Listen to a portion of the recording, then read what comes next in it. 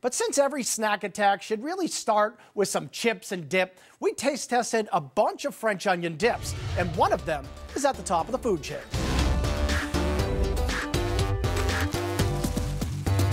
Phantom recently purchased 4 jars of French onion dip at a local supermarket. The creamy contenders were Hell of a Good, Lay's, Utz, and Wise. Truth be told, none of these brands were all that impressive, but one still had to end up at the top of the food chain. Utz Creamy Onion Dip finished in last place. This shockingly subpar jar featured a dip that was way too tangy and incredibly salty. To make matters worse, the texture was so inexplicably gritty, Phantom checked to see if sand was one of the ingredients. Considering Utz makes some of Phantom's favorite chips, he couldn't believe what a horrible job they did with this dip.